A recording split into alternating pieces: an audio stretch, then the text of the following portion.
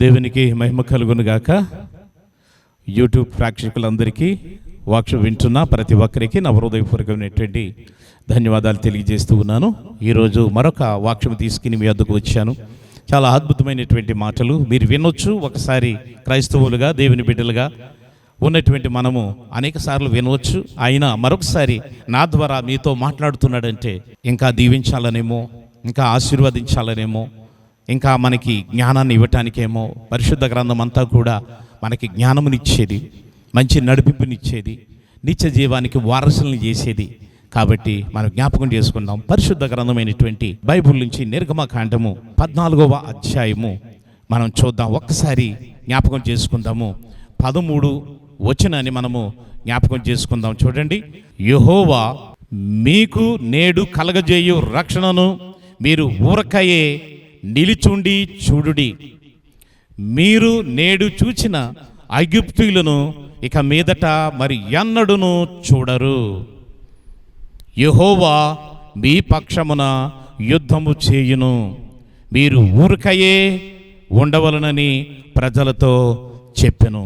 ఈ మాటలు మోషే ఇశ్రాయేల్ ప్రజలతో దేవుడు ధైర్యాన్ని ఇవ్వటానికి మోషే మాట్లాడుతున్నాడు. ఇక్కడున్న మాటలు గమనించండి.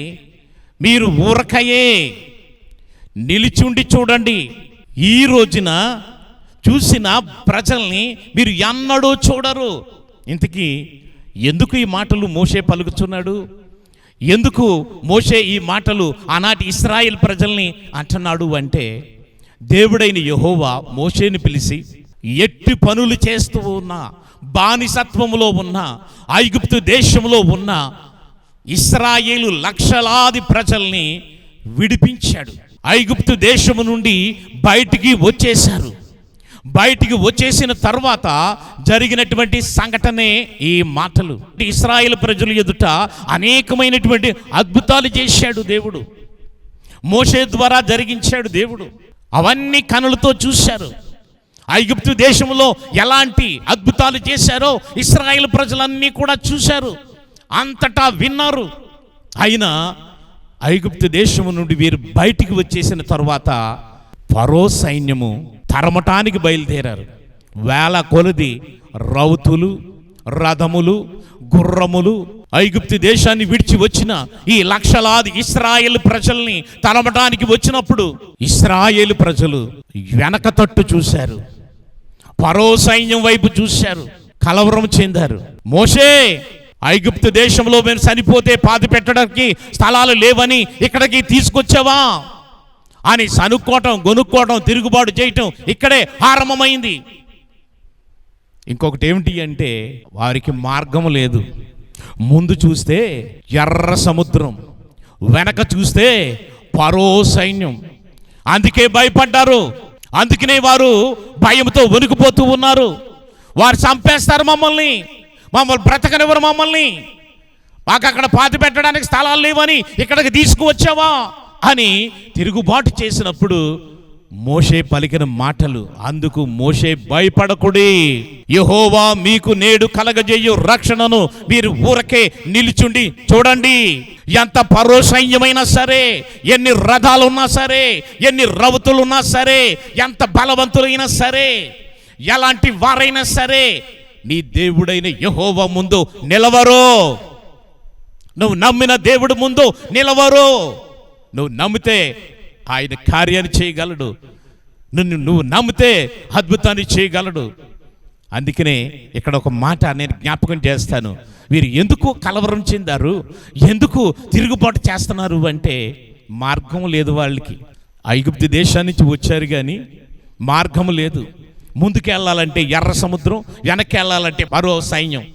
అందుకనే వీరు తిరుగుబాటు చేయటానికి ప్రయత్నించారు. ఇంకొక మాట నేను జ్ఞాపకం చేస్తాను. చూడండి. ఫరో సైన్యం వైపు చూస్తున్నారు ఈ ప్రజలు, ఎర్ర సముద్రం వైపు చూస్తున్నారు ఈ ప్రజలు, మోషే వైపు చూస్తున్నారు ప్రజలు, కానీ దేవుని వైపు చూడలేదు. ఐగుప్తు దేశంలో చేసిన బలమైన అద్భుతాలు చేసినటువంటి, మహత్కార్యములు చేసినటువంటి, సూచక క్రియలు చేసినటువంటి ఆ మహాదేవుని వైపు చూడలేదు. ఆయన ఎక్కడున్నాడో తెలుసా? ఆయన ఎక్కడున్నాడు అంటే చూడండి, గమనించండి. 13వ అధ్యాయంలో 21, 22 వచనంలో వారు ఐగుప్తు దేశం నుండి బయటకు వచ్చాక వారు పగలు రాత్రియు ప్రయాణము చేయునట్లుగా యెహోవా త్రోవలో వారిని నడిపించుటకై పగటివేళ మేఘస్తంభములోను వారికి వెలుగునిచ్చుటకు రాత్రివేళ అగ్ని స్తంభములోను ఉండి వారికి ముందుగా నడుచుచు వచ్చెను. ఆయన పగటివేళ మేఘస్తంభమునైనను రాత్రివేళ అగ్ని స్తంభమునైనను ప్రజల ఎదుట నుండి తొలగింపలేదు. దేవునికి మహిమ కలుగునుగాక. ఇప్పుడు ఈ ప్రజలు రాత్రి గొప్ప వెలుతురుని చూస్తున్నారు. ఎలాంటి వెలుతురు అంటే ఈ భూలోకంలో ఉన్న ఏ బల్బులు, ఏ లైట్లు, ఎల్ఈడి లైట్లు కానీ, డే లైట్స్ కానీ ఎలాంటి లైట్లు ఇవ్వలేని గొప్ప వెలుగుని అగ్ని స్తంభంలో ఉండి, ఆకాశంలో అగ్ని స్తంభంలో ఉండి ఇశ్రాయేలు ప్రజలు లక్షలాది మంది ప్రజలకి వారు కాలు తడబడతాదేమో, చీకట్లో తడబడిపోతారేమో అని. అందుకని కీర్తనల గ్రంథంలో 121 కీర్తనలో ఒక మాట ఉంది. ఏమిటో తెలుసా? పగలు రాత్రి వారిని నడిపించటానికి పగటి వేళ ఎండ దెబ్బ అయినను నీకు తగలదు. అందుకనే పగటి వేళ మరి ఎండ దెబ్బ తగలకుండగా ఆయన మేఘస్తంభములో ఉండి వారికి నీడనిచ్చే దేవుడుగా ఉన్నాడు. దేవునికి మహిమ కలుగునుగాక. రాత్రి వేళ వెన్నెల దెబ్బ అయినను నీకు తగలదు అని దేవుడైనటువంటి యెహోవా చెప్పాడు. ఎందుకంటే ఆ ఎన్నుల దెబ్బ తగలగటం వల్ల, ఆ చల్లదనం వల్ల అక్కడ ఉన్నటువంటి చిన్నపిల్లలకు కానీ ముసలి వారికి కానీ ఏ ఒక్కరికైనా సరే జలుబు చేస్తుందని వారికి వెన్నెల దెబ్బ తగలలేదట. అందుకనే రాత్రి వేళ అగ్ని స్తంభముగా ఉండి వారికి వెలుతురుని వేడిని ఇచ్చి ఆ లక్షలాది మంది ప్రజల్ని ఈజిప్టు నుండి, బానిసత్వం నుండి విడిపించిన దేవుడు. ఇప్పుడు జ్ఞాపకం చేసుకోండి, దేవుడైనటువంటి యెహోవా వైపు చూడట్లేదు, 3 వైపులు చూస్తున్నారు. ఒకటి, ఎర్ర సముద్రం వైపు చూశారు, మార్గం లేదు. ఫరో సైన్యం వైపు చూశారు, భయం పుట్టింది. వారు కత్తులు, కటారులు, ఈటెలు, రథాలు, గుర్రాలు, రౌతులతో వారు వచ్చేస్తూ ఉన్నారు, భయపడ్డారు. తరువాత వారికి నాయకుడిగా ఉన్న, లీడర్గా ఉన్న మోజెస్ వైపు చూశారు. అంటున్నారు, మోసే మమ్మల్ని చంపడానికి తీసుకొచ్చావా?